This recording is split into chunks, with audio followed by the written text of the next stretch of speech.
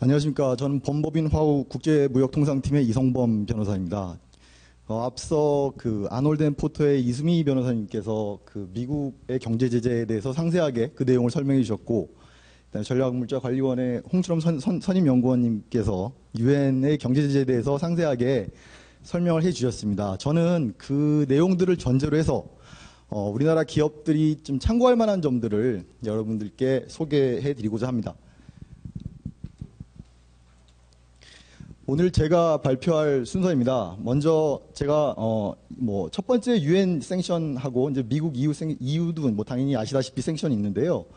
미국 EU 생션의 적용 범위에 과연 우리나라 기업들하고 우리나라 민간인들이 포함되는지 살펴보겠는데, 먼저 말씀드리면 유엔은 당연히 우리나라가 회원국으로 가입되어 있기 때문에 유엔 생션은 당연히 적용된다고 보셔야 될 거고, 그다음에 미국 EU 생션 같은 경우에는 원칙적으로 우리나라 기업들에 대해서는 적용되지 않는다고 할 것입니다. 방금 전에 홍철엄 선임연구원님께서 말씀하신 것처럼 송금을 했는데 미국 은행을 거쳐서 가야 된다든지 이럴 경우는 예외적으로 주의하셔야 될 것입니다.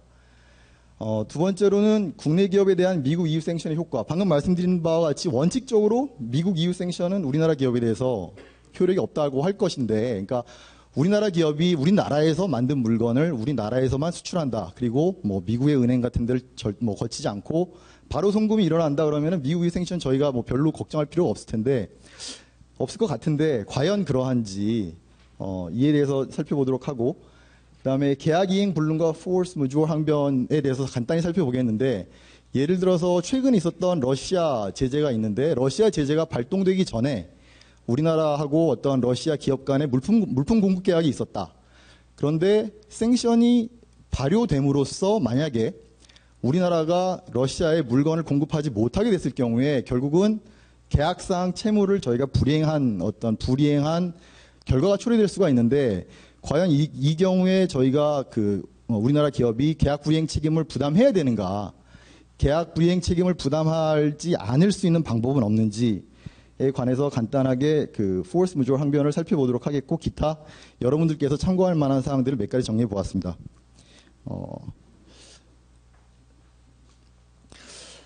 먼저 발표 순서에서 말씀드린 바와 같이 유엔 및 미국 EU 생션의 적용 범위를 살펴보면 아까 들은 바와 같이 유엔 헌장 제7장의 기초에서 이제 유엔 생션은 이루어지는데, 우리나라도 유엔의 회원국이기 때문에 유엔 생션의 적용은 당연히 받게 됩니다. 미국 EU 생션의 적용 범위를 살펴보면 미국 생션 같은 경우에는 이제 첫 번째 미국법에 근거하여 설립된 법인, 그리고 미국의 시민권자, 영주권자 및 거주자에 대해서 효력이 있다고 규정이 되어 있습니다. 이는 미국이 각 생션과 관련해서 발령하는 이그제큐티브 오더에 가서 보시면 이러한 내용을 확인하실 수 있을 것입니다. EU 생션의 경우에도 보시면 EU 회원국 법률에 의해 설립된 법인 및 시민권자, 그리고 이제 EU에서 비즈니스를 하는 법인, 그리고 EU의 항공기 및 선박에서 이제 EU 생션의 효력이 이제 미친다고 할 것입니다. 이 역시 마찬가지로 EU가 생션을 발령할 때 이제 발표하게 되는 Council Regulations에 가보시면 이 내용을 확인하실 수 있습니다. 따라서 EU하고 미국의 생션은 원칙적으로 국내 기업에 대해서는 적용되지 않는다고 할 것입니다. 그런데 과연 미국 EU 생션이 이런 규범적으로는 적용되지 않는다 하더라도 정말 사실상 아무런 효력이 없느냐, 이에 대해서 살펴보게 되면 사실상 효력은 있다고 할 것입니다. 왜냐하면 미국하고 EU가 생션을 발령했을 경우에 이제 국제 어떤 질서에 저희가 우리나라가 동참한다는 차원에서 우리나라 정부에서 어떤 물품을 외국으로 수출할 때, 특히 전략물자 같은 물품을 외국으로 수출할 때 그때 미국과 EU의 생션이 상당한 영향력을 미치고 있습니다. 관련된 규범들을 간략히 살펴보면 아까 대외무역법과 방위산업사업청과 관련된 법규 이외에 고시와 훈령이 있는데요. 고시와 훈령에 보시면 이제 전략물자 수출입 고시에 보시면 허가기관의 장은, 즉 아까 보신 바와 같이 산업통상자원부 장관님이라든지 방위사업청장이라든지 이런 분들의 어떤 장은 국가안보 또는 외교정책의 수행에 중대한 영향을 미칠 수 있다고 판단하는 경우 미리 외교부 장관과 협의해야 한다라고 규정이 되어 있고, 군용 전략 물자 수출 통제 훈령에 보시더라도 이제 국방부 관련 기관 및 부서의 장은 군사 외교 관계 그리고 이제 주변국 정세 등 소관 사항을 검토하여 이를 인허가 할 때 반영하도록 하고 있습니다. 따라서 이런 어떤 외교 질서, 국제 질서를 반영하도록 우리나라 규범에서 이미 예고하고 있기 때문에 이러한 점들을 이제 이러한 규정들을 통해서 미국과 EU의 생션이 여러분들이 이제 수출 허가를 받으실 때 영향을 미친다고 할 것입니다. 이건 제가 간략히 정리한 내용이고요. 일단 미국과 EU 생션이 발령됐을 때 전략물자 수출을 승인 받기 위해서 이제 외교부가 의견을 이제 제시하는데 그때 외교부는 상당히 보수적인 의견을 제시한다라는 점을 아마 여기서 경험해 보신 분들도 많으실 텐데 이런 외교부에서 어떤 보수적인 의견이 나갈 경우에 최종적인 승인이 나오기가 어렵습니다. 그래서 이런 점들을 사전에 미리 알고 이제 신청하시는 게 좋을 것 같습니다.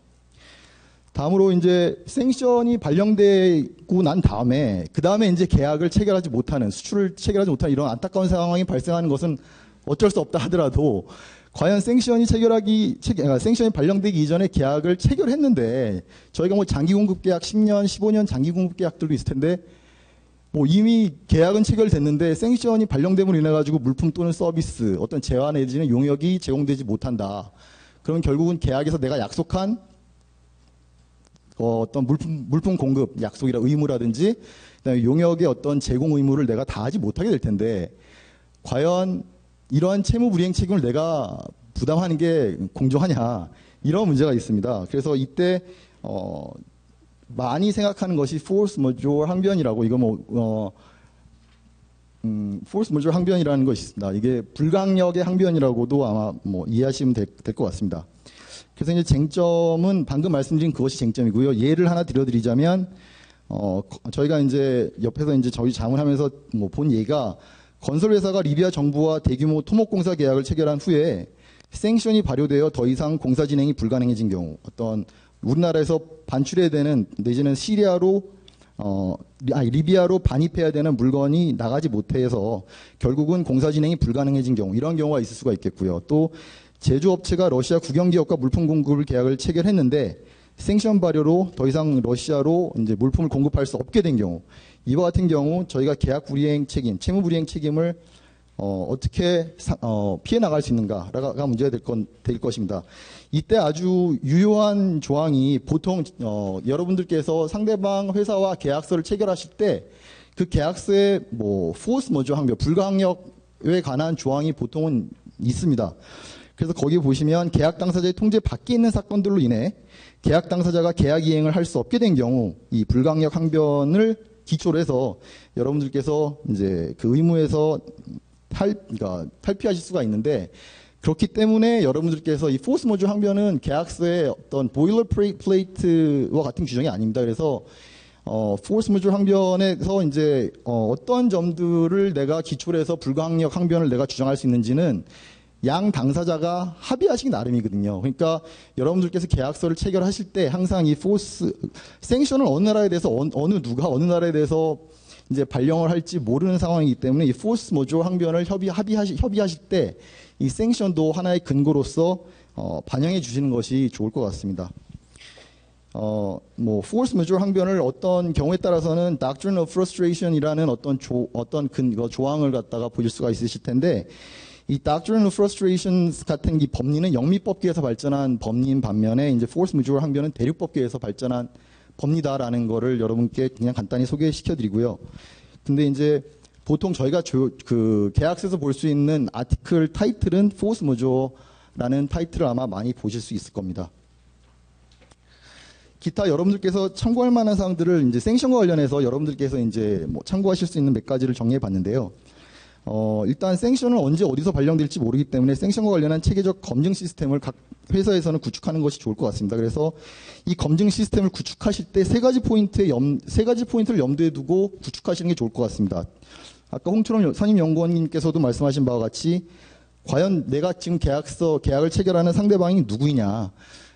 미국 같은 경우에는 아까 SDN 리스트와 같이 어떤 거래 상대방을 특정해서 이제 금지 내지는 제한하고 있기 때문에 계약 상대방이 누구인지 명확히 알고 계시는 것이 좋을 것 같습니다. 그리고 그 다음으로는 이제 여러분들의 어떤 회사의 비즈니스가 어느 범위까지 확대될 수 있는가, 이것도 한번 예측해 보시는 것이 좋을 것 같고요. 반대로 그 생션은 사실은 단계별로 발령이 됩니다. 뭐 처음에는 자산 동결이 있고 그 다음에 단계별로 발령이 되는데, 이 지금 발령되는 생션이 어느 범위까지 확대될 수 있을까를 아마 한번 검토해 보시는 것도 필요할 것 같습니다.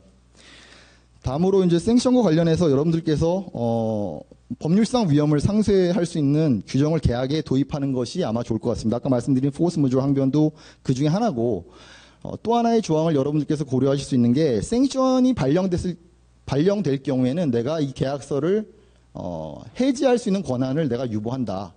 이런 어떤 terminate 조항과 관련된 것도 하나의 방안이라고 생각됩니다. 그 실예로 이 앞에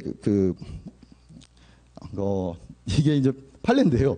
아라시아 쇼핑 엔터프라이즈 코퍼레이션 리미티드하고 이제 그룹하마 트랜스포트라는 이 양자 간의 다툼이 영국 법원에서 일어났는데, 이때 그 생션이 발령됐을 경우에는 내가 계약을 해지할 수 있는 권한을 갖는다라는 조항에 관해서 이제 효력이 다퉈졌는데, 그때 유효하다고 판단을 받아서 계약을 해지한 바가 있습니다.